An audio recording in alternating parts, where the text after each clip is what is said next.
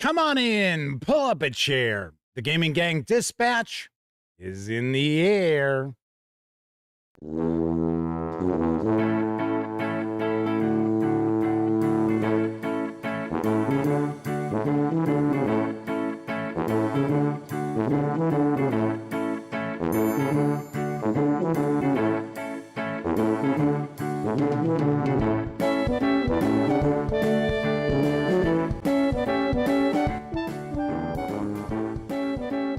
Howdy, gang, and welcome once again to the Duct Tape Studios. I'm Jeff McAleer, your host here at the Gaming Gang Dispatch, brought to you by, incredibly enough, thegaminggang.com, of which I happen to be the founder and editor-in-chief. So welcome aboard, everyone. Tonight is Tuesday, July 7th, 2026. This is live show 1340. If you're not overly familiar with the show, let me point out it's super casual around here. Just talking about the latest in tabletop role-playing game news. And then I will usually tackle a topic related to our hobby, which is what I'll be doing tonight. In fact, I know it's kind of a clickbaity title to this video, but it's not going to be clickbait. We're really going to talk about this in actually a couple of different ways. And tonight, we're going to discuss if Gen Con 2026 is worth going to. I will share my thoughts about that after the news, of course. Now, when you're not watching videos on the Gaming Gang channel, be sure to visit thegaminggang.com for all the latest in tabletop gaming news, reviews, and a whole lot more you are never going to find here on YouTube. You know the drill. Get your geek on at thegaminggang.com. And then, of course, because this is a live show, there is chat available. Now, you must be a subscriber to the channel for at least an hour before you can take part in chat. But if you want to say howdy, maybe get a question, a comment, by all means, chime in. I will do my absolute best to respond. First out the gate tonight is our good friend of the show and chat moderator, the Madman. Semper Buffo is with us. The Mini Chest, I believe, might be a first-time visit. It might be a first-time visit in chat for the Mini Chest. Wallona's Cave is here, as is Danny Gable, Keith Ulhu, Dr. Waits, Grouchy Lenny, Harvey Chuckles, Angie23, I believe, might be also another first-time visitor with us in chat. And let's see, Michael Berry is also with us. I think I've said hello to everyone so far. And of course, we might have the lovely and talented Miss Sarah D lurking in the shadows as yet another of our chat moderators, she of the glittery banhammer. Kabong! All the glitter goes flying if she has to bust that banhammer out. And yes, Sarah D is with us. The Mini Chest says that they've wandered. They make it every so often, but they've been a viewer for over a year and make it into, I guess, chat every few months. There you go. Very nice. Mark Hawkswell is also popping on in. Let's see. Somebody just asked, not brought to you by Gen Con? Dr. Waits asks, we'll talk a little bit about Gen Con. Don't worry. You know, if you are someone who has followed the Gaming Gang for any length of time, okay, I shouldn't say any length of time, because if you popped in last week, you wouldn't know these things. But if you've followed the outlet for at least a year, maybe, you know how I feel about Gen Con. But we're going to actually break down some numbers here, and then I will share thoughts as well. So there we have that. All right, so let's jump on into the news, because the eagerly anticipated Twilight Sword role-playing game has arrived from Two Little Mice and Free League Publishing. I've got the skinny. Travel the world, fight monsters, bring hope. Twilight Sword is an adventure role-playing game inspired by classic video games like The Legend of Zelda, Dragon Quest, Wonder Boy in Monsterland, Final Fantasy, Ni no Kuni, and by the animated movies of Studio Ghibli.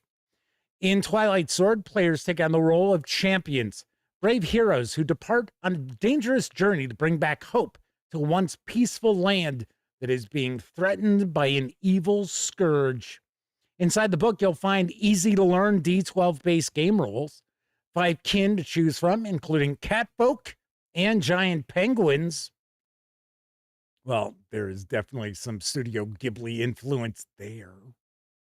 6 ways you can mix and match to create your unique champion, 70 beautifully illustrated weapons and items, engaging rules for foraging, cooking, and brewing potions, as well as an introduction to the vast lands of Radia. 20 monsters and bosses, each with their unique actions for exciting and always varied battles. We'll also round this out. Rise, champion! The fate of the lands rests with you. The 200-page hardcover with PDF is available now. It carries an MSRP of $39.99. If you want to grab just the PDF alone, you can do so over at Drive-Thru RPG for $19.99. Hopefully we get an opportunity to take a peek at this. I think we probably will, because this is being released in North America by Free League Publishing. So there is a partnership with Two Little Mice as well as Free League Publishing. In fact, speaking of Gen Con, last year at Gen Con, I had spoken with Thomas Hanenstam, and there was a project that he couldn't really talk about that was a team up with Two Little Mice to go along with their Outgunned series. And this was it. I was hoping it was going to be Household. Hoping it'd be Household, because I would like to get my hands on Household and check it out. But I think that is still strictly Two Little Mice. Grouchy Lenny says, hopefully Gen Con will have a better food truck than the one they got dinner from tonight. Some mid-barbecue. Well, Kathy Evans is with us. Good to see you once again. You know, if people are interested in this and don't answer just yet, wait till we start talking about Gen Con.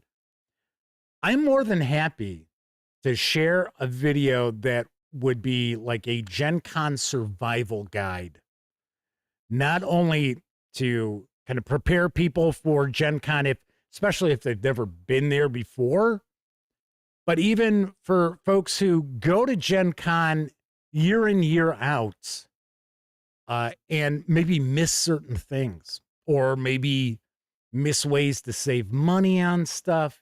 So maybe we'll kick that around. We'll discuss. On to our next news piece. A new adventure collection, Underground Overground, is available for the Rivers of London role-playing game. I've got the latest from Chaosium Inc. Rivers of London, Underground Overground, the case file collection, contains 4 scenarios for Rivers of London, the role-playing game, each set in the United Kingdom's bustling capital city. Rivers of London, Underground Overground includes an exclusive piece of microfiction by Ben Aronovich, the absolutely true and accurate account of how the foxes got their voices back. The book contains brand new spells, creatures, and guidelines for creating your very own talking fox investigator, playable in any Rivers of London game. There are 4 case files to solve. Going underground, the investigators are asked to look into strange occurrences at a fabled ghost station on the London tube system, the font of all evil, a gruesome murder in South Ealing. I think that's how it's pronounced. I don't know. I've never been to London, sadly. One of these days, I probably will get to Europe in the next 4 years or so. If I'm still around, that is. Anyway, gruesome murder in South Ealing draws the investigators into a tale of dark obsession.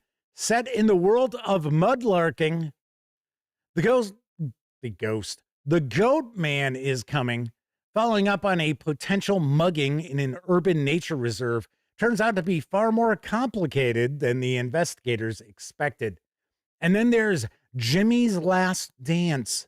The investigators must navigate the murky world of greed and betrayal within families if they are to save an old woman from deportation. Sure, that's not taking place in the United States. The 234-page hardcover with PDF carries an MSRP of $49.99. If you want to grab just the PDF alone, you can do so over at Drive-Thru RPG for $24.99. I would take a guess we'll get a chance to see this. I should be able to review it. You know how Chaosium Inc. and I are. We usually get to see just about everything that pops on out from them. I like Rivers of London, the role-playing game, because I have to say that, in fact, I think they used something I said as a poll quote. You don't necessarily have to be familiar with Rivers of London to enjoy the role-playing game. There's enough there that explains everything, and you're like, oh, okay, I get it. All right. As opposed to sometimes we'll see role-playing games based on IPs, and if you don't know anything about that IP, you're pretty SOL. Not the case with Rivers of London. Definitely dig that. Signals from the Core is with us in chat. Welcome. Moving right along, let's save you some money because Draconeer Games has teamed with Bundle of Holding for a colossal offer. And I've got the deets on the deal. Adventure. This all-new colossal bundle presents, well, what do you think? Colossal, the solo journaling game from creator Nike Engel at Draconeer Games about exploring a world-sized castle. The Colossal is vast, rooms beyond impossible rooms, floors above floors extending infinitely in all directions. These roomlands hold mountains, lakes, canyons, rivers, oceans, deserts, caves, as well as tempting ancient ruins. And most dangerous of all, they hold rooks, bizarre walking castles, stone giants that seem to wander aimlessly. Rooks are powerful opponents, but if your character brings one down, you can gain its magical rook stone. And with enough experience, you may discover, or rather invent, the secrets of this preposterously massive castle. Funded in a sequence of English, Jeff, English. All right, hang on. Let me untie the tongue.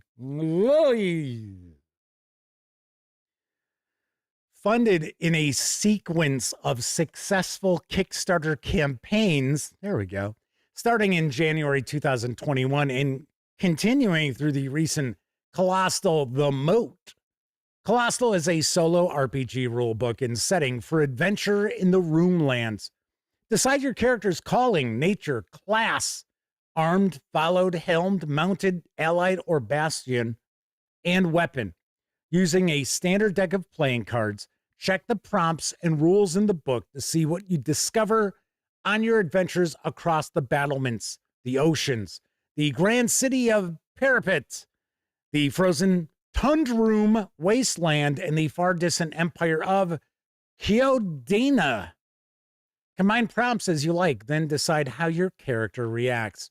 Record your growing legend in your personal Roomlander journal.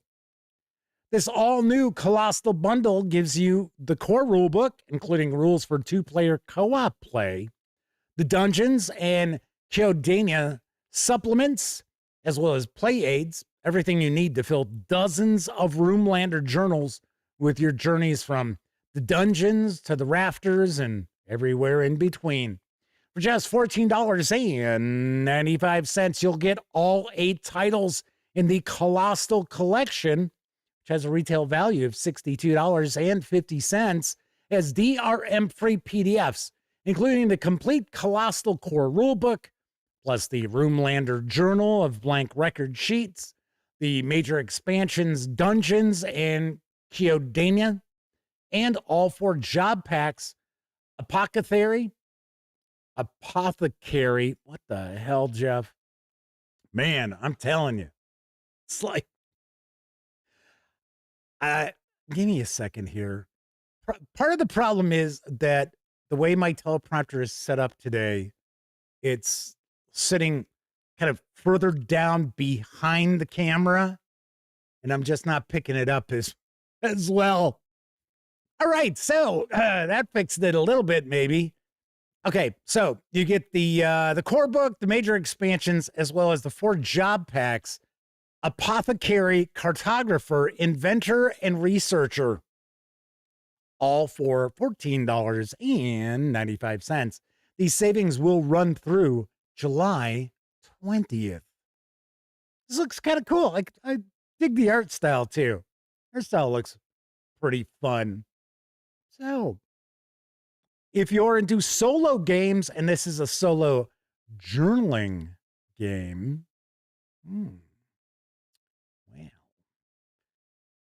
Harvey Chuckles asks if anyone ever tried the Tunnels and Trolls solo adventures. I played Naked Doom way back when. I shouldn't say way back when. Probably 10 years ago. It was kind of cool, but it was sort of like choose your own adventure, except you actually would play out stuff. So you would have like combats and things along those lines. Whereas, choose your own adventure was like, okay, some of those sorts of games would have, roll a 6-sided die, and if you've got, add your strength bonus or dexterity bonus or intelligence bonus, and you needed to roll like 5 or higher. That sort of stuff in some of them. But yes, Harvey Chuckle says they tried a few. Very combat heavy. Yes, I agree. I definitely agree. I'll be the first to point out I have not seen too many Tunnels and Trolls adventures in my lifetime. I think 4. Yeah. In fact, I think one of them that I checked out, it was a PDF. And it may have been a scan. Yeah, it was one of the original adventers. And I got to say, I think Tunnels and Trolls is a very modern role-playing game. We're talking the Flying Buffalo games, not the new one coming from Rebellion Unplugged. Because the reality is, to me, I don't think that's really Tunnels and Trolls. Maybe we'll get a review copy to find out. But yeah, I think Tunnels and Trolls was a cool setting and a cool role-playing game that even to this day, some of its mechanics are very modern. They don't feel like something coming from a role-playing game in the 1970s. Anyway, so this Colossal Bundle, if you're into solo journaling games, this might be something that should be on your radar. All right, let's wrap up the news tonight because there's a fresh anthology of Starfinder 2nd Edition adventures, which has landed with Tales from the Vast. Here's the lowdown from Paizo Inc. Set a course for adventure among the distant stars. Starfinder Adventure Tales from the Vast Adventure Anthology, say that 5 times fast, features 4 exciting Starfinder 2nd Edition adventures taking place in the most unpredictable part of the galaxy where anything can happen. Explore a pristine planet in a magically warped sector of space. Survive a haunted supply depot in deep space. Infiltrate a vault inside a false moon. That's no moon. occupied by a uniquely out-of-touch community, fight back against an imperial invasion on a distant world. Starfinder Adventure Tales from the Vast Adventure Anthology is designed to play back-to-back as a campaign from 1st through 9th level, or each adventure can be played separately as a one-shot, providing game masters with versatile pre-written adventure content to use at their Starfinder tables, regardless of their campaign's needs. The 128-page hardcover is available now, carries an MSRP of $44.99, while the PDF alone is available for $39.99. Another Paizo Inc. PDF release where there's very little difference in the cost of the physical book and the PDF. Kind of strange, I must say. Well. All righty, so that is it for the news tonight. Oops. Oh, no, I'm sorry. There's one more news piece. The hell? See, that's what happens. You know, you get a holiday weekend. Crazy. Now available in print and PDF is the BX Advanced Bestiary Volume 3, L through R. Now I've got the skinny from Third Kingdom Games. This is the third book in the BX Advanced Bestiary series. Takes the monsters from the Basic Expert set or Old School Essentials Classic Rules Tome and expands on them with options and variants. This volume covers monsters L through R and will include over 75 new monsters, 3 new classes, Chalkian or Gearforged, Lizard Folk, Leech Folk, and Ratling, and more. It includes expanded encounter tables to include the creatures from volumes 1 and 2. The creatures in this book are dual statted with Old School Essentials and the soon-to-be-released Briarch. Each monster is given an entry with notes about demographics, special traits and qualities, potential uses for body parts, and more. The 166-page hardcover with PDF can be had over at DriveThruRPG for $33.95. If you want to grab the soft cover, you can do so also with PDF for $28.95. Or if you just want the PDF alone, you can grab that for $13.95. Well. I should mention, even though I am showing SaberGamesandCards.com, if you are looking to pick this up, you're going to get it through DriveThruRPG because that's who the printer is. So if you are interested in the BX Advanced Bestiary Volume 3, be sure to stop by thegaminggang.com and use one of our banner ads. There we go. There we have it. All right. So now that's it for the news tonight. Yes. I've been running around past few days. In fact, Friday, a little bit of Saturday, because I did go over to my brother's for 4th of July. And then Sunday and Monday have all been working on the big sale. I'll talk about in just a little bit. So let's see. Should we do a PDF giveaway tonight? Tell you what, I need to award a PDF. Let's see something here real quick. All right. So, trying to remember what our giveaway was for last Thursday's show. I don't recall, but there is a giveaway. I know that. So, and we were talking about what apocalypse drives your post-apocalyptic role-playing game. All right, so let's see. And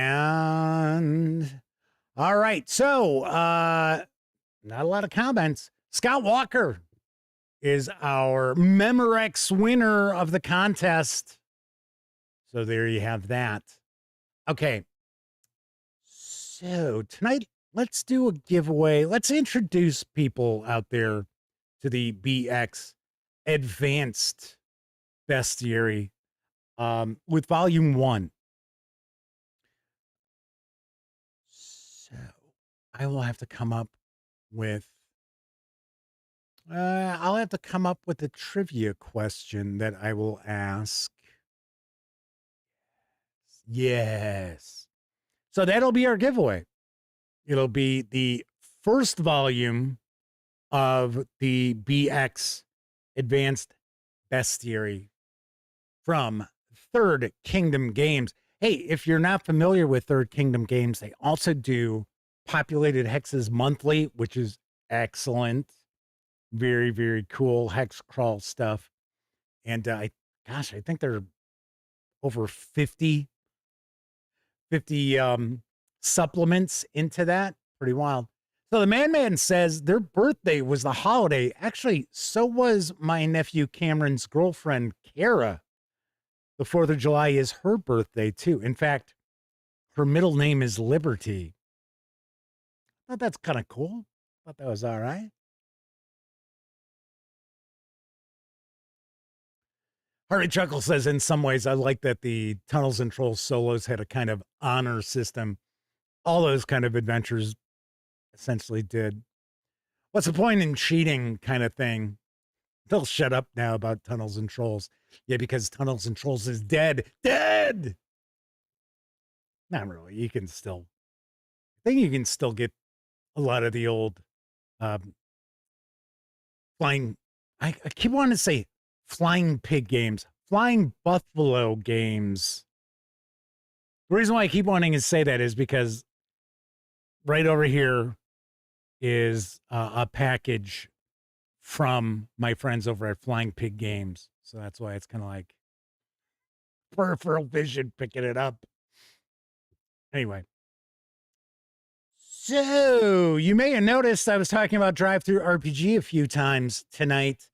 Don't forget, the Gaming Gang, thus the Dispatch, is affiliated with the One Bookshelf sites. So if you're going to stop by, say, I don't know, Drive-Thru RPG, Storyteller's Vault, Dungeon Masters Guild, Wargame Vault, please stop by thegaminggang.com first. Click on one of our banner ads. That way, if you happen to make a purchase, I get a 5% commission on most sales. And all those commissions really do add up, help keep thegaminggang.com around. Also, if you like the video, by all means, please give it a quick thumbs up. If you enjoy the outlet, if you find the Gaming Gang to be a valuable resource, hell, if you just like what we do, also got a couple of other ways that you can support the outlet. First, by making a one-time donation by way of PayPal. Hell, you can buy me a 2-liter bottle of soda. God damn, that's good.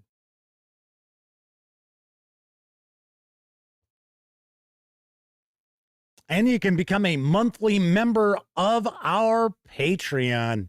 You'll find links down in those show notes. Also down in the show notes, you're going to find an invite link to the Discord server we've got. Absolutely free to sign up. Be sure to hang with the gang over on Discord. I will also mention that we have a sale going on right now. It is another used game sale. It is the summer used game sale, and all proceeds are going to go to St. Jude's Children's Research Hospital. This one's not a 50-50 split. This is my Swedish death cleaning sale, essentially. Just not calling it that because I'm sure people would be like, what the hell's that? Anyway, So that kicked off officially on Sunday. If you're a Patreon member, there's a special offer that I just posted today regarding board games. But before we talk about the St. Jude's sale, I guess I'll call it, I do want to thank all of our Patreon members like I do during the live streams. So tip of the cap to Ben Oldthwaite, Kuval, Kevin R. Smith, Talzek, Peaceful Porcupine, William King, the Tabletop Scholar, Sean O'Donnell, Herman Lutman, Gustavo Cavalho, Kevin King, GameCat, RPG Munch, Tier 2 DM, Faradrift, Pete Stracklich, Dan Webb, Tessie Trekkie, Agile Monk, The Madman, and Flint Fireforge, who's watching the Red Sox play the White Sox. How do I know that? Because I saw that in chat. Now, I know what all of our Patreon members are doing at any moment. Not the case. I see Kevin R. Smith is with us. Welcome. Let's see. Dr. Waits was asking about the BX Advanced Bestiary. Is this like OSE? It is for OSE. It's essentially for just about any old school Renaissance fantasy role-playing game or role-playing game, period. But it does utilize the entries from old school essentials. And it is dual statted. I don't think the first two were dual statted. I think they were just statted for old school essentials. In fact, funny enough, if I remember correctly, I think the first volume came out and it also included the stat blocks from old school essentials. And Gavin Norman was like, no. Don't do that, please. So I see the Madman's wishing Kara, Cameron's girlfriend, a very happy birthday. Very nice. And of course, a belated birthday to our friend, the Madman, as well. Anyway, back to talking about the sale. So there's hundreds of things. I mean, we're talking hundreds.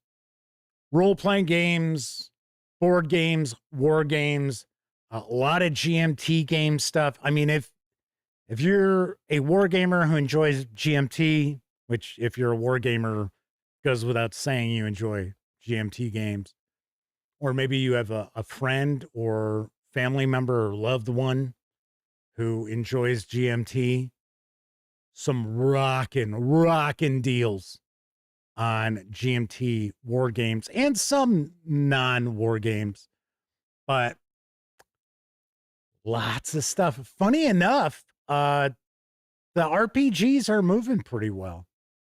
Grouchy Lenny says it is a glorious list of games and rockin' deals. There are board games and RPGs for as little as $5. So I've got some 5, 10, 15s, some other games, a bit more, because I'm not going to sell something that just maybe got a first look video that has an MSRP of $100. I'm not going to put that up there for 15, but it might be there for 40 or 50. All those GUI Cube box sets that I got, those are all up there. So just mentioning, I should point out that with the GMT games that are on that, they're only going to be available because I'm going to run this till like August 8th. I think that's because remember, I'm going to be gone for almost a week for Gen Con. But I shouldn't say I think, I know. Whatever is up there from GMT that by, say, the 14th or so has not been sold, it's going to come down because that's all going to go to the auction for Gen Con because those always sell very well at Gen Con. So what I'm basically saying, if you want to get your hands on some of these war games, you got about a week to do it. Everything else, it's all first come, first served. And thankfully, so far, I haven't had a whole lot of, because this happens all the time. I haven't had a whole lot of where it's like everybody wants a particular thing. Because I have been making sure to try to put a slash through stuff that's gone as fast as I can. Flint Fire Forge asks, are the BX Best Series listed on the sale, hardcover or paperback? They are sold. They are gone. So that's why they have a slash through them. Anything with a slash through it, it's sold. It's already gone. So those are already in transit, actually. One was soft cover, the other was hardcover. So there you go. There you have it. So I just wanted to mention that. But as Grouchy Lenny said, it's a glorious list of games. It certainly is. There's quite a few starter sets in there too. Oh, there we go. Flint Fireforge says, I bought him. Just curious. I was going to say, I was going to say, I know Flint Fireforge bought some stuff. Once it's like in the mail, I'm like, I mean, obviously I have a list of stuff. So I do believe the first volume is the soft cover. The second volume is the hardcover. So that just happened to be what Third Kingdom Games sent my way. All right, so let's see. What will our trivia question be for tonight?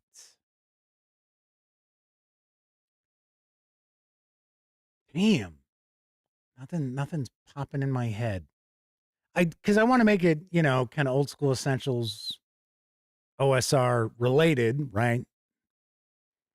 So let's go with. Oh, okay. First person who can get me the correct answer, this is going to be pretty fast,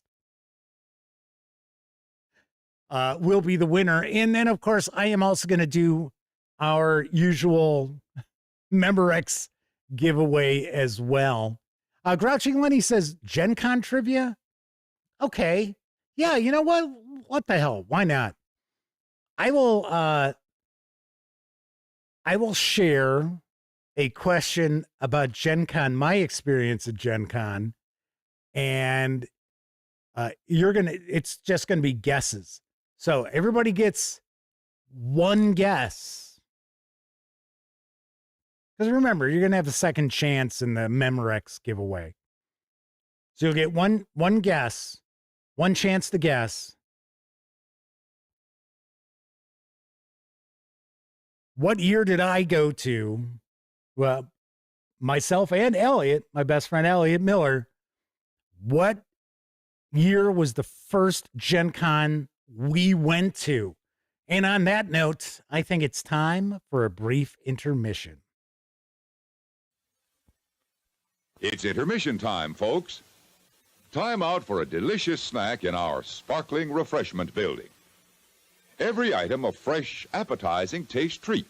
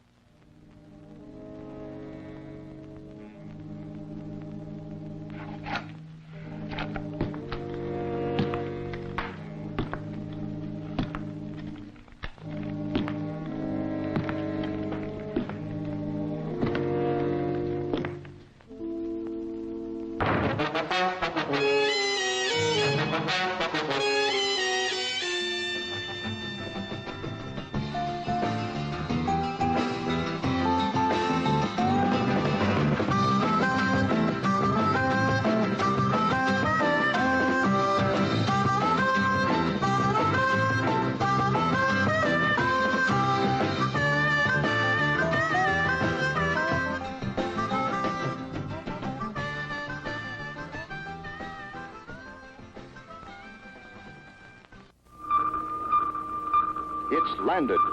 Ideal's new astrobase has just landed. Look, the space lock is opening. And here comes the astronaut. He's being lowered from the astrobase into the remote-controlled scout car. The two space probes are being mounted for launching. The car is scanning the area.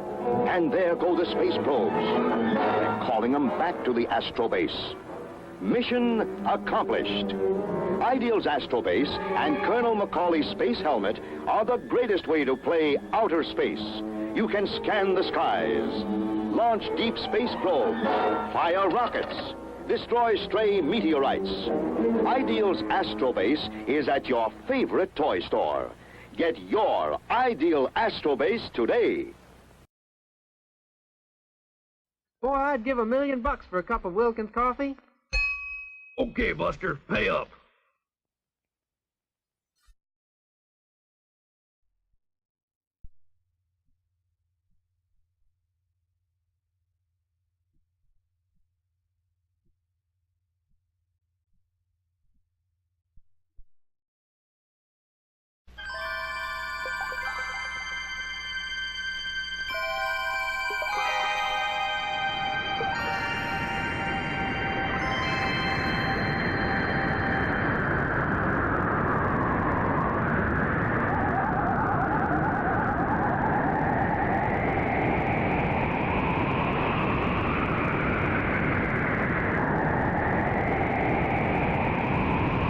About to experience a 21st century nightmare. A voyage into an uncharted realm of futuristic fear. An expedition in search of the key to the unknown has uncovered a new form of life. More intelligent. More powerful. More frightening than anything ever encountered in space. Star Crystal. No! Roger, look out inside! Star Crystal, a new form of life and death.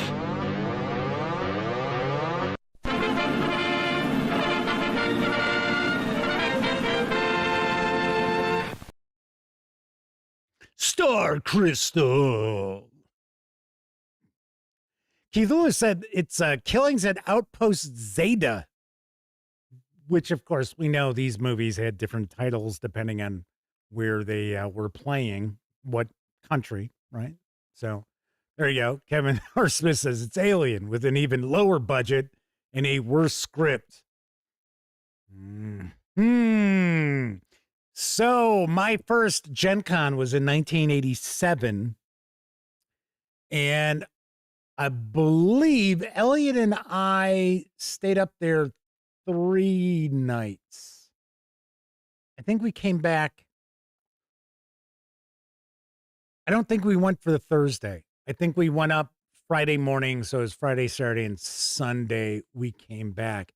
But I remember the year because I was not 21 yet. I was 19. But when I was 19, I looked older and no one ever carded me. And by that point, Elliot was 20 because he's 6 months older than I am. And he didn't get carded really ever either. So we were up in Milwaukee, just, hanging out at Gen Con during the day and into the early evening. And after that, we would go hit the Riverwalk and go, have dinner and some cocktails and get into, young guy trouble. So there you go. All right. So tonight's topic is it worth visiting Gen Con 2026? So we're going to talk about this from a couple of different angles, really. So for one, we're going to talk about the cost. And I'm not going to get into hotels and things like that, but we're just going to talk about the cost of badges as well as the cost of events. So this year, a 4-day pass is $164. One thing you want to keep in mind, Gen Con is 24 hours of gaming. So it's nonstop.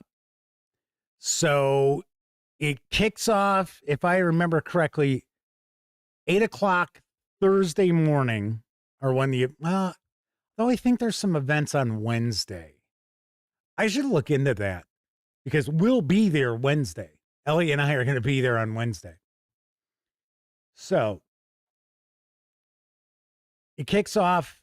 Events start Thursday at 8 until Sunday at 4. Now, the exhibit hall itself is only open from 10 a.m. until I want to say it's 6 p.m. every day, except for Sunday. So if you're getting a 4-day pass, to me, that's a pretty good deal because there's a lot of stuff that's spread out from just the Indianapolis Convention Center, or is it Indiana? I think it's Indiana, the Stevenson Convention Center. And nowadays, all the hotels that are nearby all have stuff going on. So as an example, if you're into D&D, you're probably not going to be hanging out in the convention center unless you're grabbing something to eat or you're in the exhibit hall, because a hotel will have all the goings on. And it's my understanding too that Wizards of the Coast has commandeered the Indiana Ballroom, which is normally where they have press events on Wednesdays. I already reached out to my contact with the PR company that works with Wizards of the Coast to see if they had anything going on Wednesday. And he said no, but there's going to be a bunch of other stuff going on throughout the entirety of Gen Con, and a lot of stuff going on as far as D&D on the other floors, because I think there's like 4 or 5 floors. The ballroom's up top, but it's my understanding that there's a lot of space that gets rented out, and it's all being taken over by Wizards of the Coast for different events. So you've got that. There are free events too throughout, but usually the free events are kind of seminars and stuff along those lines. So as I mentioned, 4-day pass, $164. Let's compare that to this year's Origins Game Fair. And I'm not trying to knock Origins. That was $125. If you got the early bird, I think it was $99. But that doesn't have 24-hour gaming unless you're the one gaming, right? So they're like the open gaming areas and stuff like that, and the places where they've got scheduled events taking place, or, you know, scheduled games going on. If I remember right, I think it ends at 10 o'clock. So you're looking at like 8 a.m. till 10 p.m. And then after that, you know, there's, you know, after hours stuff going on, but it's not necessarily Origins. Whereas if it's 2 o'clock in the morning and you've got nothing to do and you've got some of the generic pass, you know, tickets, you can go popping around. You know, there's events going on during the book that might have some open seats. So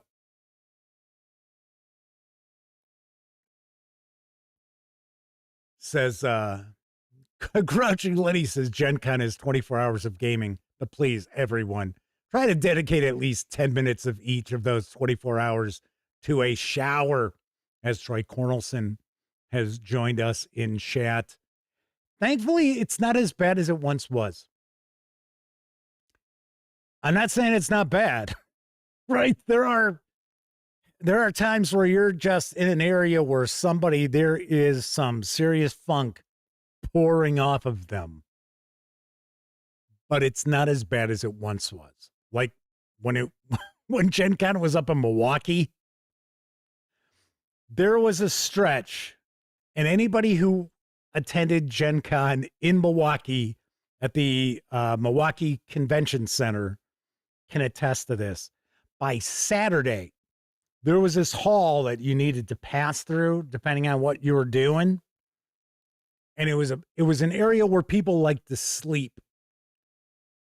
And by Saturday, you were practically running down this hallway because you just didn't want to inhale the stink that was just lingering in the air there. But yeah, you will still see, it's not unusual. You're sitting there playing some open gaming and you spot somebody who, a heavy gamer whose pants are like practically underneath them as they're sitting. So you're seeing their whole ass stick it out. It's just part of the hobby. Just how it is. But I will say the con funk is what I've always referred to it as. And I mean, I've referred to that like for decades. It's con funk. It's not as bad. It's not as bad as it once was. So thankfully there's that. Dr. Waite says, what makes it rough is Indy has the same number of hotel rooms as Columbus, but Origins has 20,000 people. I don't know when Origins had 20,000 people last. They're usually about 12 to 15,000. Although they say it's, 20 some. Gen Con has 90. Gen Con had 90, I think, once. Gen Con's true attendance is normally between about 65,000 and 80,000. I think they hit 90,000 for the 50th anniversary. So Dr. Waite says there's just not enough space for everyone. Go to San Diego Comic-Con and tell me about space.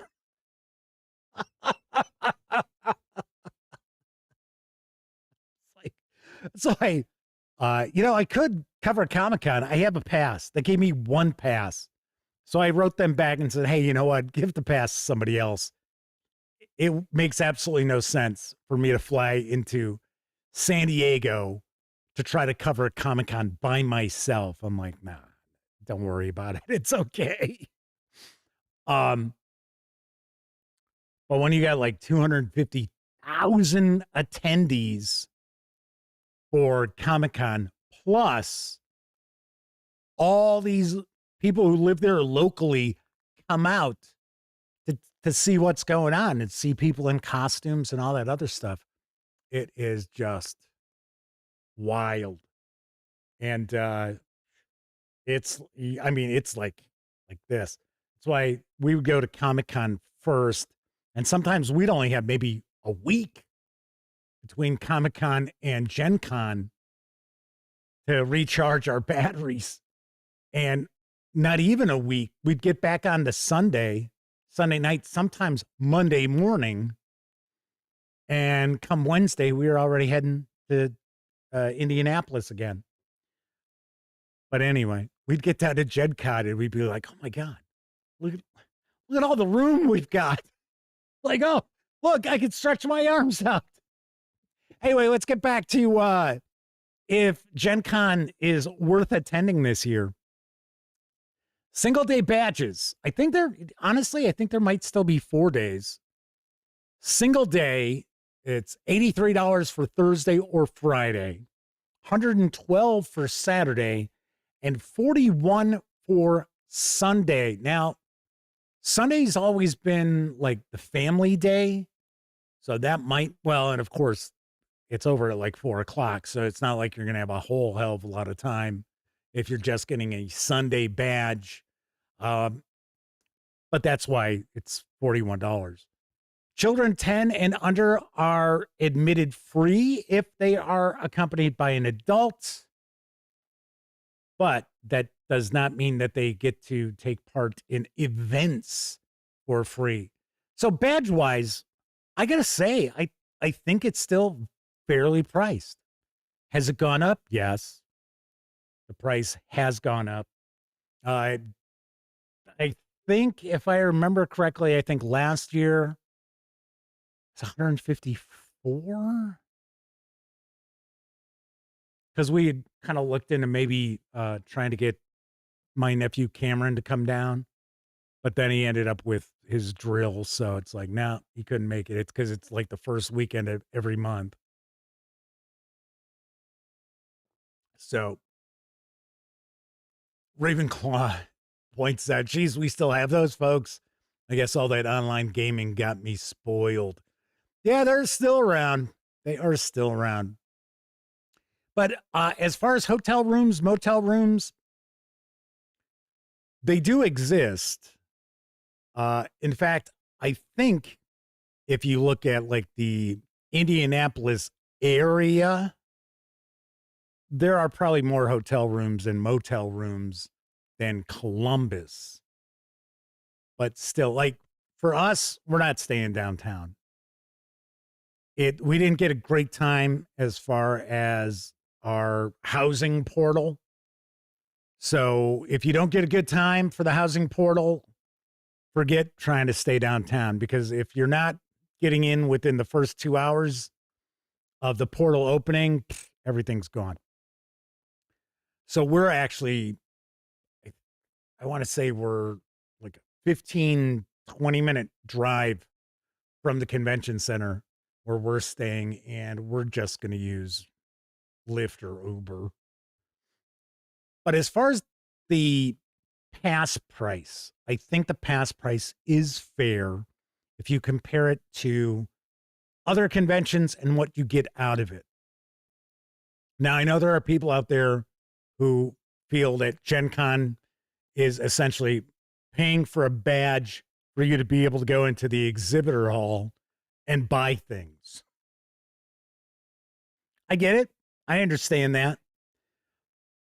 But there's a whole lot going on that you might miss.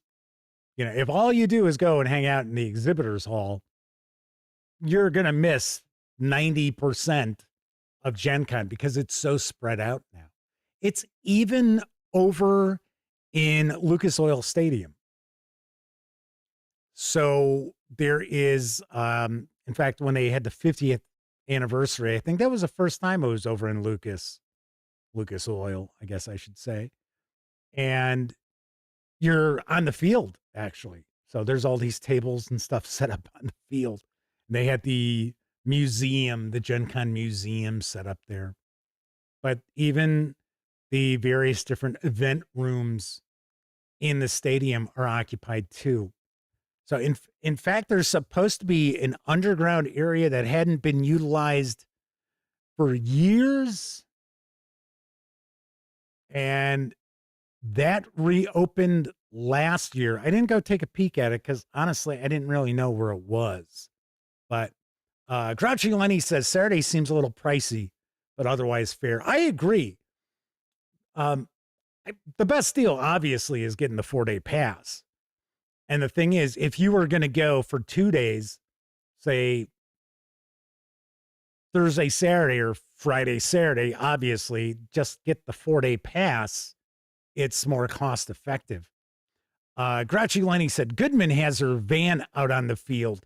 Yeah, I've seen some of that before. Anyway, so talking about the badges, I think it's a fair price. I do not think people are getting ripped off. Now, there are like comic conventions that we have in the Chicago area that pop up sometimes on more than once a year. And it's crazy. They're like what I like to call is like dirt cons, kind of like in Mallrats when they go to the dirt mall, buying comics at the dirt mall. That's where the dirt con comes from. And they want $70 a day. And it's like, okay, so they've got, a handful of panels. Maybe you want to go see the people who are part of the panels. Maybe you don't. And, the rest of it is just exhibitors and stuff. So you got that.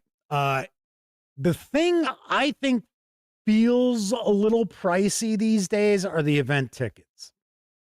So the generic tickets are still $2, and they've been $2 forever. But the event tickets range in price from $2 to $100. $100 tickets are normally for tournaments or events where people are going to walk out with a copy of the game or whatever. So like when they did the Disney Lorcana, that was, I don't know what the ticket was in price, but it was fairly pricey. But everybody got to walk out the door with like the starter set for Lorcana, which is a game nobody really talks about anymore. Huh. Wonder who talked about that. Where it was like, oh yeah, everybody's, oh my God, it's, and I'm like, yeah, watch, a couple of years from now, it'll be like, what? And now I'm not saying it's that. I know they're still releasing stuff for it, but it's certainly not the hotness say, a Magic the Gathering continues to have year in, year out. Keith Lewis says, I didn't go to the exhibitors hall just to buy things. I did quite a bit of hobnobbing with my favorite RPG tube personalities, like Goodman Games, Roll for Combat, Gaming Honors, Troll Lord Games. Yeah, I do a lot of pressing the flesh, as we sometimes refer to it. And funny enough, I think I've talked about this before. Elliot's not a big fan. I mean, now granted, I don't spend the whole time walking around talking to people I know, but there's a good amount of it. And Elliot's kind of like, because remember, I've told you before, Elliot is not really a social person, especially if he doesn't know you. And I mean, he's fine to a certain point, and then it starts getting to where it's like, can't we walk anywhere without somebody coming and saying hello to you, or them, or it's like. But yes, I do that quite a bit. I am working on my interviews with folks right now, setting things up. Keith Lewis says, bit of free advice. Don't overspend on single event tickets. Completely agree. I was looking at some of the events. So there are still events that feel like, yeah, okay, it's $4 ticket. It's a 3-hour role-playing game session. Yeah, okay, to me, that sounds fair. I've got no beef with that. I did see some other stuff where it's like 4-hour 5e adventure, and it's $24 for the ticket or $32 for the ticket. And I took a peek. Now, remember, I don't know who the vast majority of like Dungeon Tube personalities are, people who are known as professional dungeon masters and stuff like that.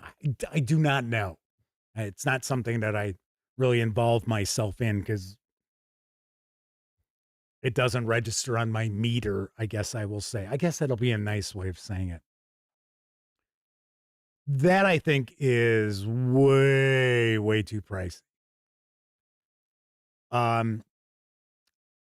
True Dungeon. I have never checked it out. I had Tom Vassell tell me once that you've got to go at least one time. And that was back when True Dungeon was like $40 a person. And Elliot and I were still like, oh, geez, like 40 bucks. I say it all the time. We operate this outlet on a budget that makes a shoestring look like a cable holding up the Golden Gate Bridge, right? It's very tight as far as finances. So, $40 for something like that is like, and that's dinner tonight. Or, that's the beers after dinner. But I've heard great things about it. But now it's like $98. And I'm like, man, I can't do $98.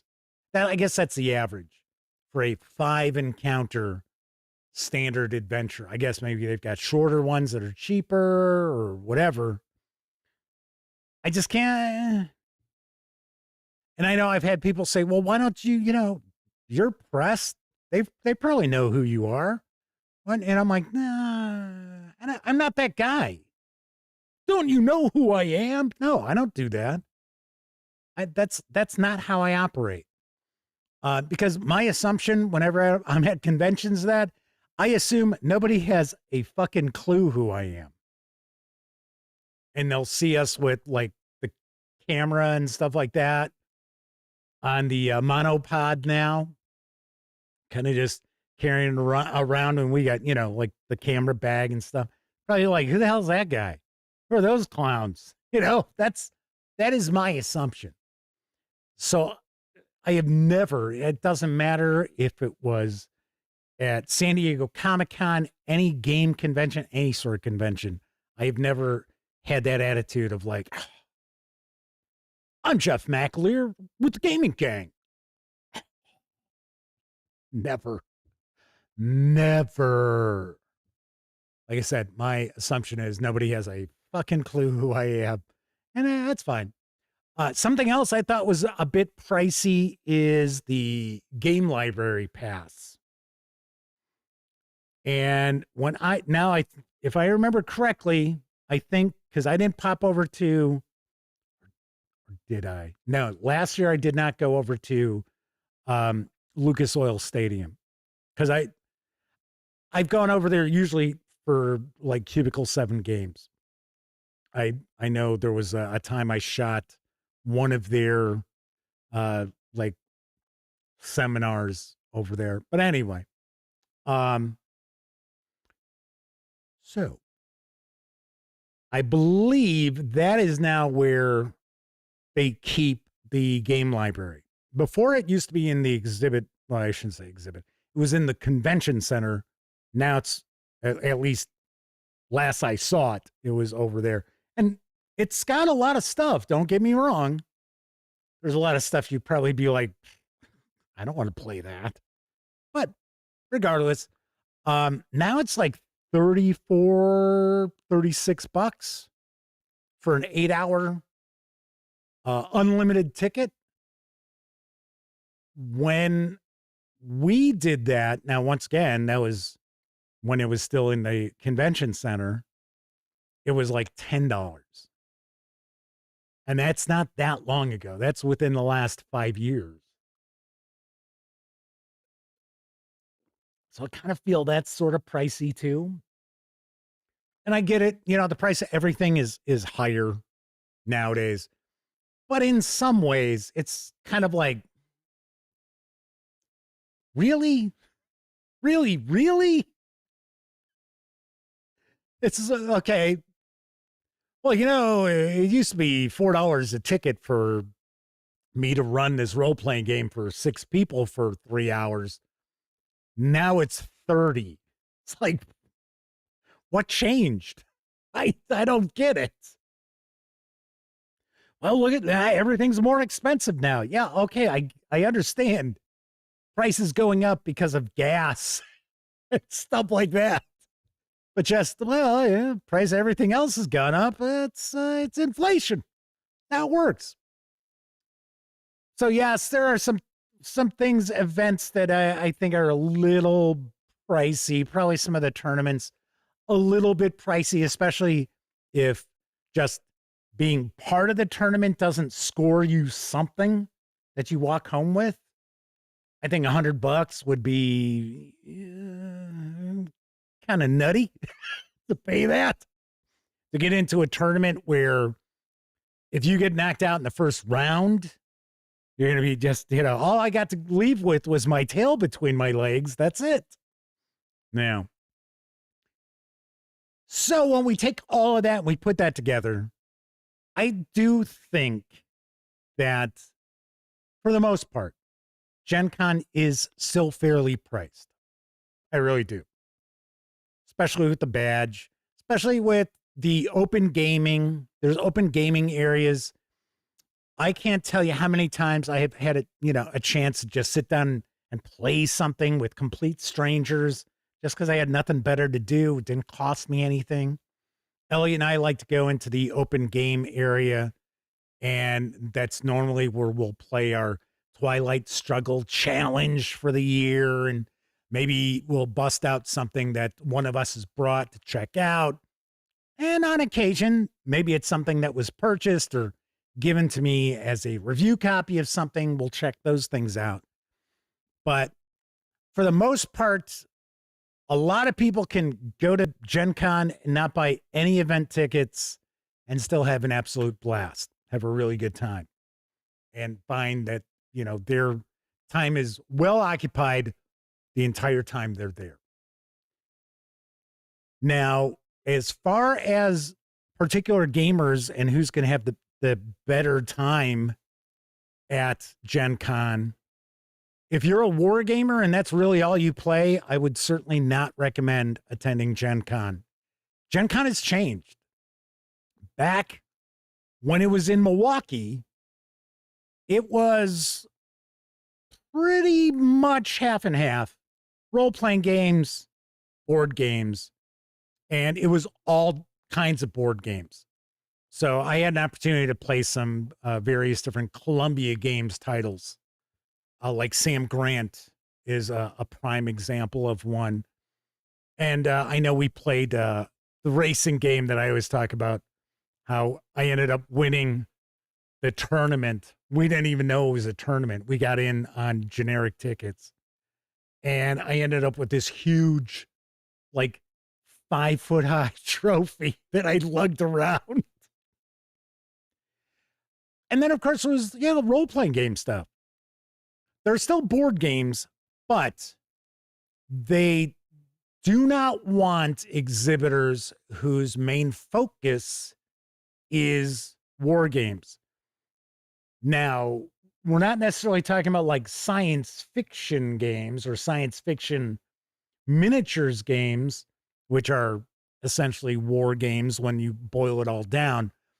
They don't want the historical war games.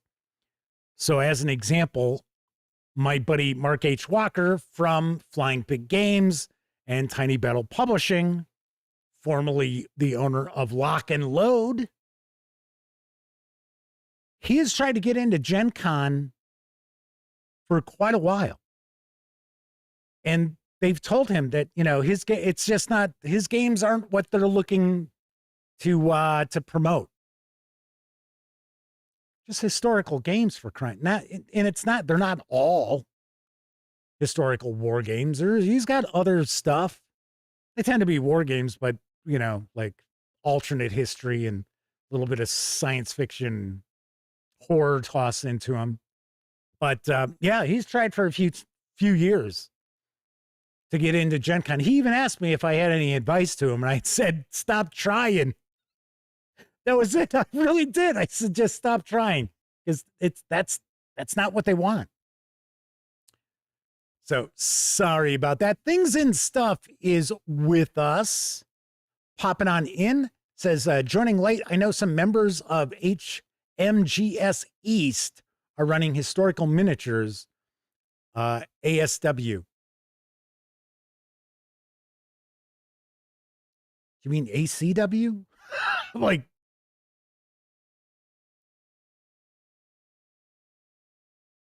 now, as far as the events go, yes, you will see some wargaming in the events, mainly skewing towards the miniatures, but they still do have the Fight in the Sky? Isn't that, I want to say that's the game. So yes, Things and Stuff says you have more historical ACW. Yeah, wasn't sure if you meant American Civil War or if ASW was something I just wasn't aware of. So Things and Stuff is our friend Chris Lundgren popping on in with Buddy, the cockatiel. Dr. Waite says, oh, I played that with Mike Carr.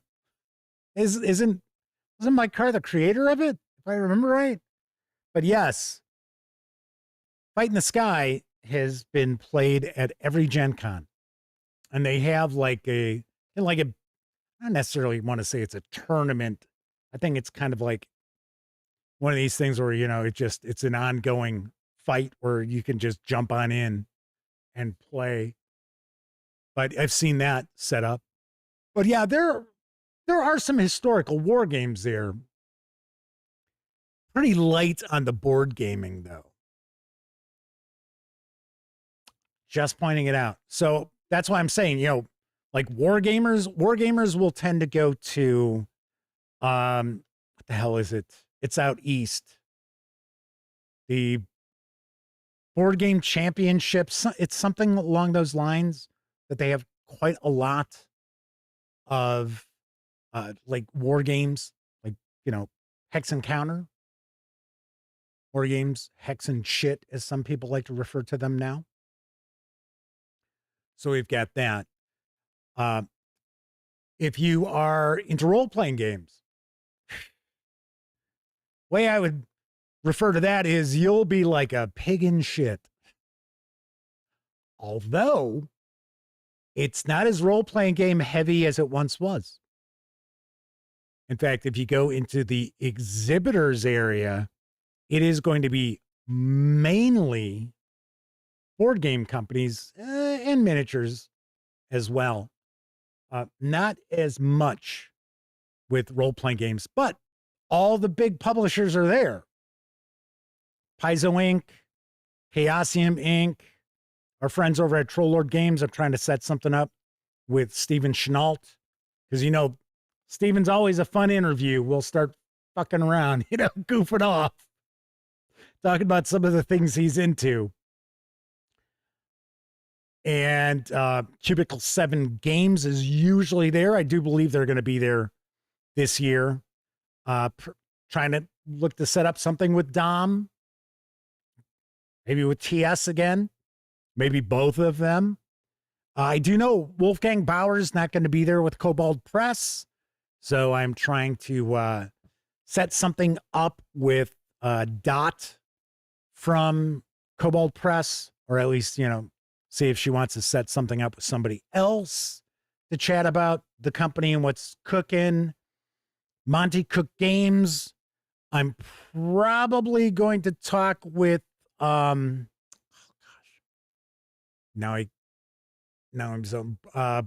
R. Cordell. I think that's his middle initial. I think it's Bruce R. I've interviewed him online with Shanna Germain. So probably going to end up chatting with him. So we're getting stuff set up. I always point out, I don't kill myself anymore at conventions covering stuff. So it's usually about 4 interviews a day. Elliot's patience holds out for about that. After that, it's a little bit,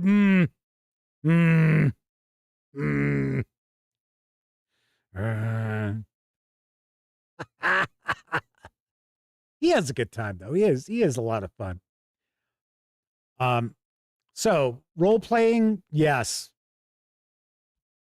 Absolutely jam-packed. There are hotels full of ballrooms that are just all role-playing games. I already had mentioned, if you tuned in a little bit late, Wizards of the Coast has all these events taking place at the Indiana Ballroom, about 3 blocks away from the convention center, depending on what kind of construction they have. Because sometimes there's some construction down there that, you know, it's like, well, this is right across the street, but to get there, I got to go down this way and over by that. It was like that for our hotel room last year. We were like the hotel physically was about a 1/4 mile away from one of the exits of the convention center. Yet we had to walk about a mile to actually get to it. There's another reason why we weren't going to stay downtown, because it was sort of like, man, we paid something like $1,700 for that room last year, and there was no convenience whatsoever. Bamboozle, great crowd, had popped on in. Laconic Lane is also with us in chat. Damn it. Just double check and see if anybody else has popped in. I've not said hello to. So board gamers, you will have a good time. Lots and lots of exhibitors. Now, I know that Origins, for a lot of people, is their board game convention. That's changed a little bit too. Now, granted, I have not been there in a few years. Last time I went to Origins was, I think, 4 years ago. I like Origins. It's that shoestring budget. And I also have some issues with Gamma, but that's, inside baseball here. But that's changed a bit too, because Origins was like all board games.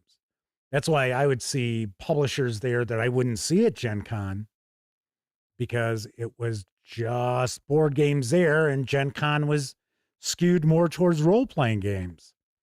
Whereas role-playing games have made some major inroads at Origins. So I still think that the board games outweigh the RPGs at Origins.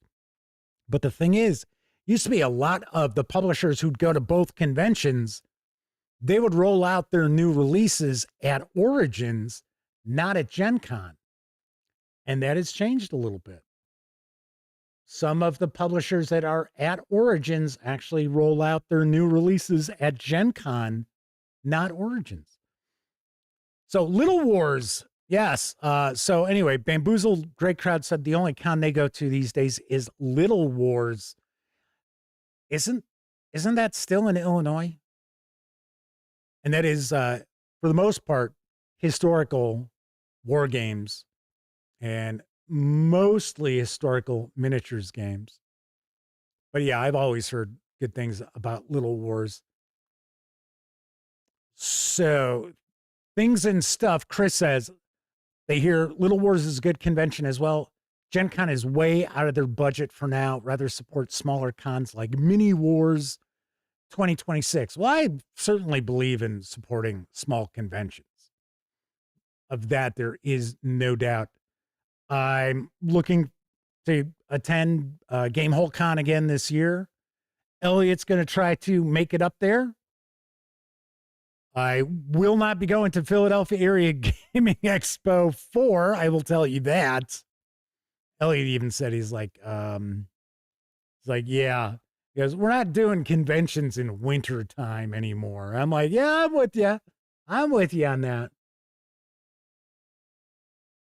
But yeah, I completely understand when people are like, well, yeah, that's out of my budget. Hey, I'll be the first to point out, if I was not a member of the press and we didn't get a couple of press passes, I think we can get 3. But if we couldn't get press passes, I would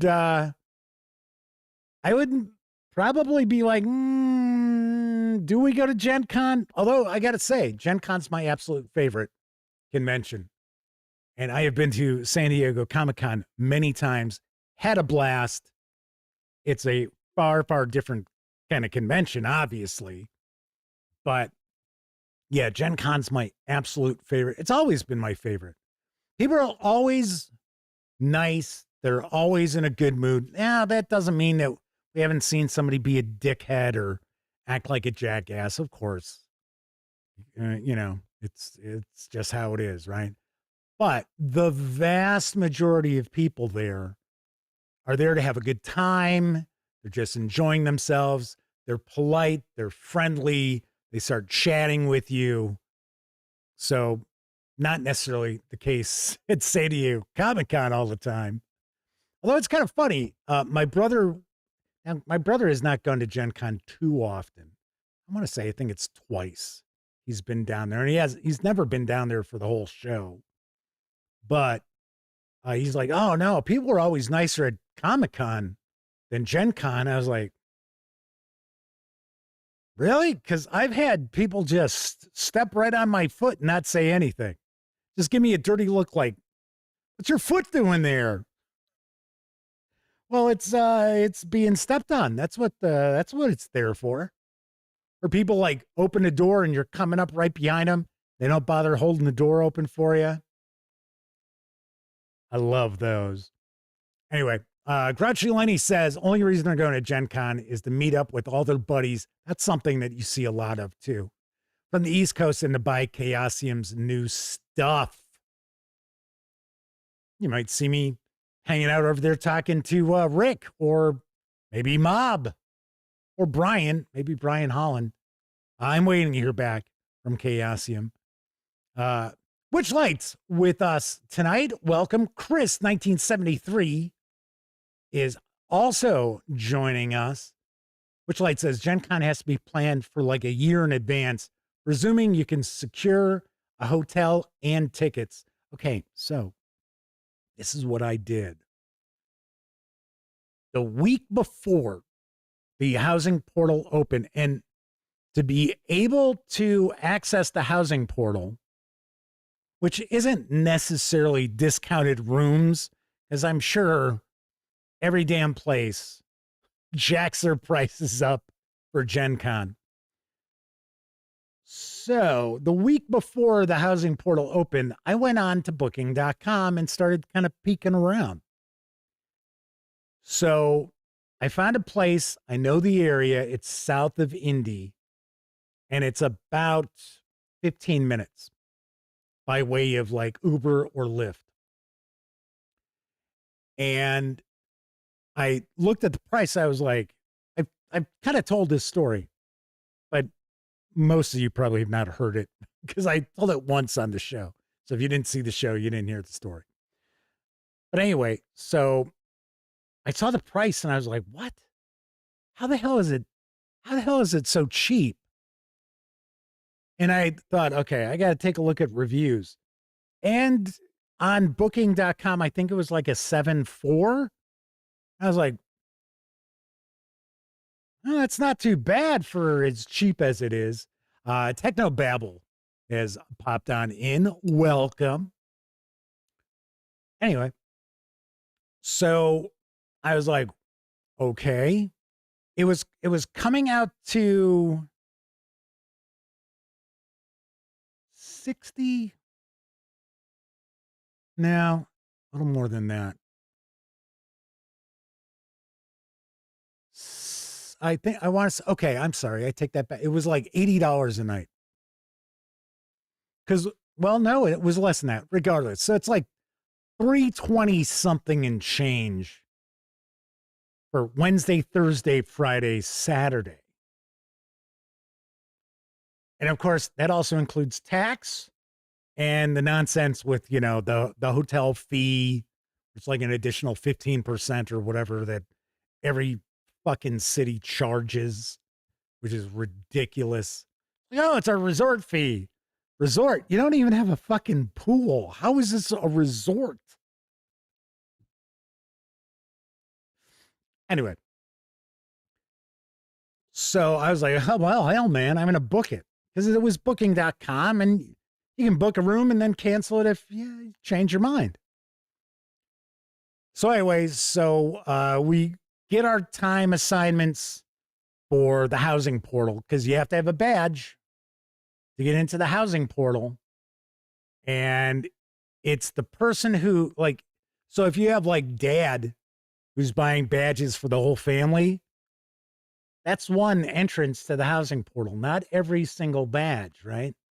So with us being press and two different people, two different households, we both have, but didn't matter. The earliest time we had, I think it was like 3.5 hours after the housing portal was going to open up. So I went in to see what was going on when that rolled around, and there wasn't a hotel to be found anywhere within like 8 miles of the convention center. So I was like, ah, that's fine. We're getting a really inexpensive motel that the reviews are all good. And there's like places to eat around there. So then all of a sudden I get an email a few weeks later telling me that our reservation's canceled. I'm like, what? The hell are they talking about? It's canceled. And I'm thinking, these sons of bitches. They probably realized that they weren't charging enough. So they decided, well, we're just going to cancel out all of the people who have booked and then raise the prices. So anyway, so I called up, kind of read the People to Riot Act, and after a few phone calls, they basically said, well, we're undergoing renovation that week. But they moved us to another of their properties about the same distance from the convention center that's actually in a better area with a hell of a lot more options as far as food and groceries and stuff like that. So I was like, yeah, okay. All right. That's fine. So yes, the hotel pricing is, well, it's for any convention. It's absolutely crazy. San Diego Comic-Con, same thing. Just absolutely nuts. Even Gamehole Con, if you're trying to stay down by that convention center that they have it in, the prices of the motels and hotels over that way are nuts. So I stayed, past couple of times I've gone, I stayed 10-minute drive away. So anywho, let's see what else is going on here in chat, and then we will wrap this up. Chris Lundgren says, don't get me wrong, I'd love to go to Gen Con, just can't afford it. I mean, it's simply just expensive. I get it. So I can go to a smaller con for less than $100. Mini Wars is only $40 for 2 days. Yeah. Oh, I'm right with you. Like I said before, I firmly believe in supporting your small local conventions, which sadly, there are places where the local game stores don't even bother doing that. I've told stories about when I lived in Arizona. It was like, what the hell is going on here? Trying to get a game convention off the ground, and 4 out of the 5 game stores were completely against this convention, any convention. They were all like, oh, why pay to go to a convention when you can play here for free? It's like, what the fuck is wrong with you people? You can take their business 51 other weeks of the year.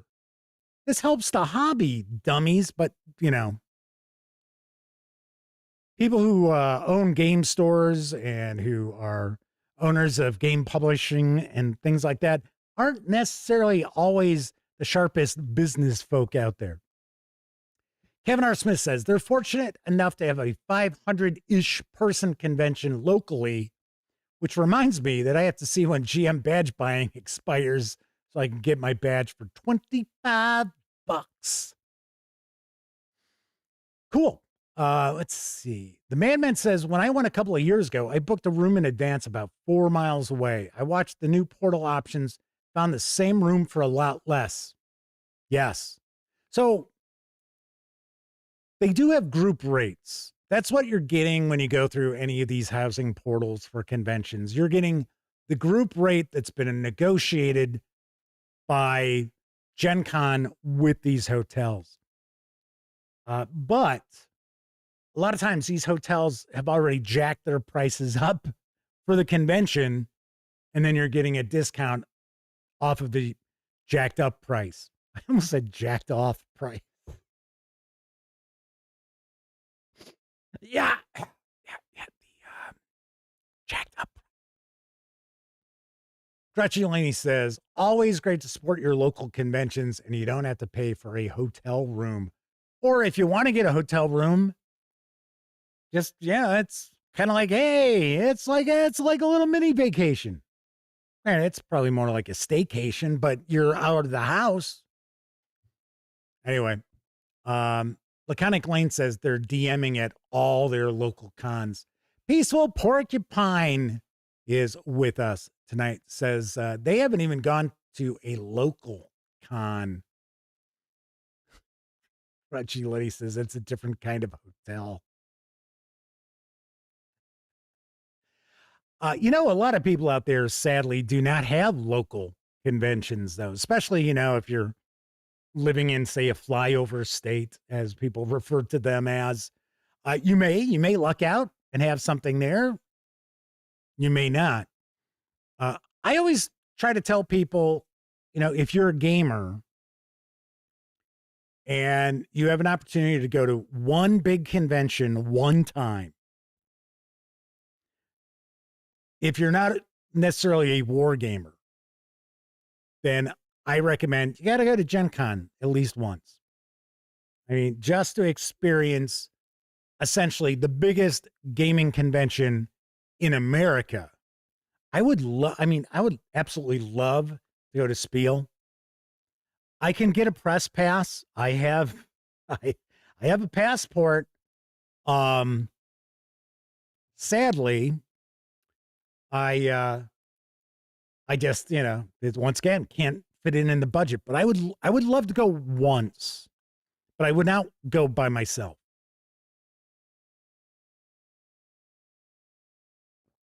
Chris Lindgren says, if you're a war gamer, which one then? It's the WBC? Isn't that it? The World Board Game Challenge or something like that. It's East. And it usually falls either opposite Gen Con or Origins. More often than not, it falls opposite Gen Con, because my good pal Herman Lettman, game designer Herman Lettman, always talks about, he'd like to go to Gen Con just like once, just to see it, right? But he and his buddies go to WBC. So that always takes place.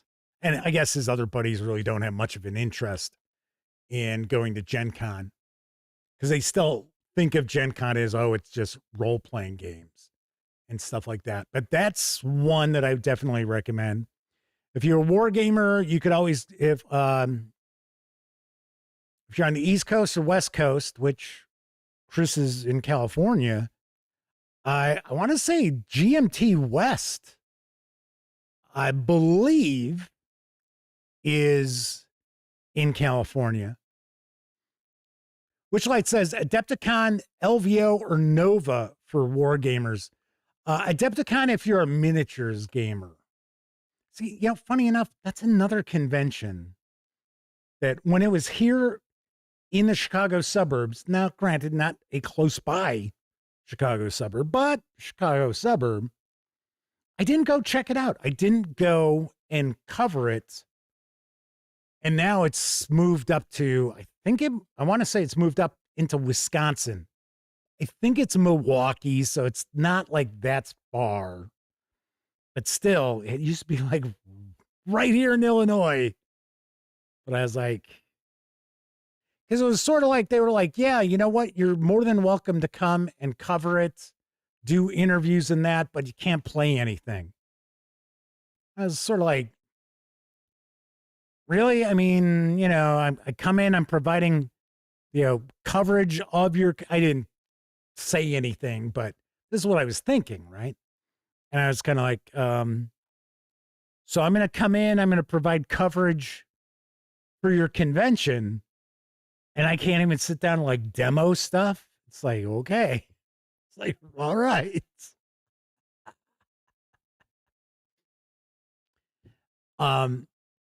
Rachilani says, isn't there a big historical miniatures convention in Pennsylvania? I thought WBC is in Pennsylvania. I thought it's in Philly. See, that's another convention, PAX Unplugged, that I'm always offered press passes to go to, but it's always right around Thanksgiving, which wouldn't be that big for me. But like Elliot can't make it to that. My brother's not going to go to that. My nephew more than likely would not be, going like close to Thanksgiving. So it's kind of like, there you go. Another show where it's like, Oh, Historicon. There you go. Yeah. Historicon's in Pennsylvania. Yes. That is a big one. That is more Hex Encounters, War Gamers. That's true. All right. Yes, Lake Geneva for GaryCon. I might go to GaryCon this coming year. Yeah, it's just weird. The hotels up there are just crazy priced. And it's sort of like, okay, so number one, it's Lake Geneva, which back in the 70s and 80s, yeah, it was kind of a summer resort place. You know, you could see like Dirty Dancing taking place there. But nowadays it's just like meh, meh. And when they had Founders and Legends, and then the week after that they do GaryCon, these places, their hotel prices were like, it was the heart of summer. It was like, are you kidding me? $180 a night for some fucking motel? Like, what are you, crazy? So, but I liked GaryCon. I thought GaryCon was fun. I thought Founders and Legends was cool. Little quieter than GaryCon. And then, like I said, people are always asking me if I'm going to go to GaryCon. Like, anyway. So once again, to wrap up, I honestly do believe that Gen Con is worth it. It's still worth it to go to Gen Con in 2026 and, you know, probably in the future as well, because price-wise, it's fair. Event tickets, yeah, there's some odd pricing there. I think some of the event tickets are overpriced by what it appears the event is going to be. But you don't necessarily need to have event tickets to get involved in games. There's always companies doing demos of games. You've got all the different hotels. You got open gaming. You want to bring a couple of games with you, can bust them out, make some new friends, all of that. And of course, as I pointed out, Gen Con's always my favorite convention. I always have a good time. People are always great. Hopefully that continues this year. And I'm like, oh man, oh, can't believe it. Chris points out GaryCon's popular with Eric Tenkar from Tenkar's Tavern because he attends, always says nice things about Jeff's channel. Perhaps they'll meet each other. That would be cool. Yeah, I mean, you know. Speaking of meeting, if you are attending Gen Con, stay tuned because I will talk about how Ellie and I will probably look to meet up with people on Friday nights. I don't know if we're going to do gaming or maybe we'll just kick back, have a few cocktails, go out to eat, what have you. But I think, depending on how many people who might be interested, I think we're going to set something up for Friday night. So there's that. I mean, it's not like some official thing. So we're not like renting out something. So, because that'd be funny. Be like, yeah, we rented out this ballroom and it's Elliot and I. Yeah. All right. Okay, last question. What's the cheapest food at Gen Con? Asks Things and Stuff / Chris. The food you bring yourself? Stuff you put in your backpack for snacks? Cheapest thing that's in the convention center that is, you know, decent enough would be hot pretzel. I would say that. And around there, you know, one thing I will say is at least Indianapolis doesn't go ape shit with their restaurants jacking up prices like San Diego. Oh my God. You got to go like 3 miles away from the convention center in order to find a normally priced restaurant. And when I say normally priced, I mean for San Diego. I mean, we've walked out and even gone blocks away from the convention center and I remember one time I was like, almost blew my mind because for one, they don't put their prices on their menus anymore. Why would they do that? A lot of times it's like, okay, scan this code and then you get to see the menu. I had a burger, fries, and two probably 16-ounce beers. It was $50 before the tip. It's like, and the burger wasn't some gourmet burger. It was just a regular old hamburger, tomato, lettuce, onion, some mustard, French's mustard. That was it. I was like, wow. Thankfully, we don't see that at Gen Con. And there are some decent restaurants around there. So, I mean, if you're not going to dine in the convention center, you've got the food trucks. Although I kind of stay away from the food trucks. Usually it's just stuff I'm not interested in. Ellie and I are famous for just kind of wandering off into weird directions. It's like, hey, this place is a mile away. Sounds interesting. Let's do it. We did that last year. We ended up walking over to a place. It was a bar restaurant and it was upstairs. So there was a restaurant downstairs. The bar restaurant, which was the same place, was up these really narrow, steep stairs where I was like, man, I would not want to be the guy who's had like 5 beers heading down these stairs because you'd be taking a header down those stairs. And we grabbed Reuben's and they were pretty good.